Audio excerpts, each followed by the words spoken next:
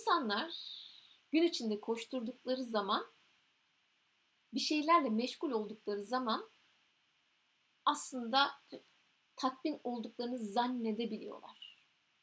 Halbuki meşgul olmakla üretken olmak arasında çok büyük bir fark var. Yani sizin önceliğiniz ne?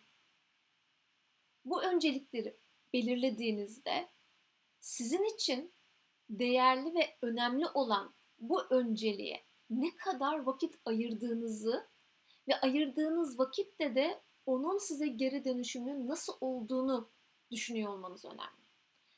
Örnek veriyorum, belki her gün işiniz için sosyal medyada bir içerik üretiyorsunuz. Bununla birlikte işinizle ilgili de bazı çok acil olmayan ama yapılsa da işinizi destekleyecek bir çalışmada bulunuyorsunuz. Belki de gönüllü bir çalışma da olabilir.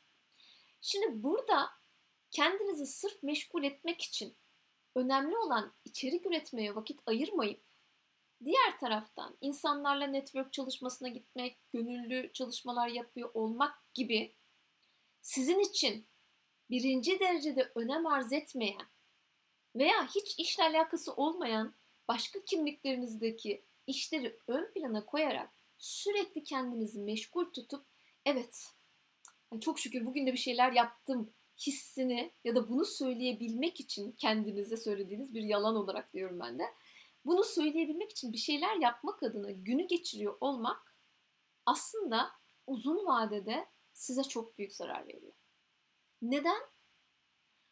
Şeye benzetiyorum belki biraz da bunu, bu keçi boynuzu yemeye.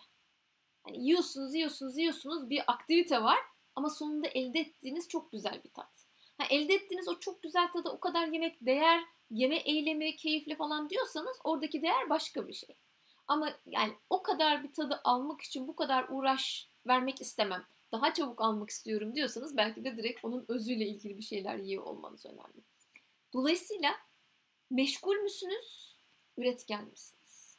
Üretkenlik şu demek: merdiveni doğru duvara yaslıyor olmanız demek. Merdiveni çıkıyorsunuz, çıktığınızda da bulduğunuz sizi mutlu ediyor. Ama meşguliyet, merdiven çıkıyorsunuz sürekli. Çıkıyorsunuz, bakıyorsunuz bulduğunuz yer çok memnun etmiyor. Ya da 10 kere çıkıyorsunuz, bir kere memnun oluyorsunuz gibi gibi. Hani çok çıkmak mı, işte doğru yere dayamak mı, bütün bunlar çok önemli. Bana göre bir girişimci meşguliyetten ziyade üretken olmaya önem vermeli. Ve öncelikle hangi konuda üretiyor olmanın ona destek verdiğini fark etmeli. Mesela başka ekip kurarak yapacağı işleri, başkalarına verebileceği işleri kendisi verip koşturup yorulup çok çalıştığını düşünüyor olmak da bana göre verimsizlik aslında. İyi insan kaynakları yönetimi yaptığınızda siz belki de işin başındaki bir insan olarak işi büyütecek, daha verimli ve üretken çalışmalara odaklanabilir. Hatta bazen az çalışmayla çok büyük sonuçlar elde edebilirsiniz.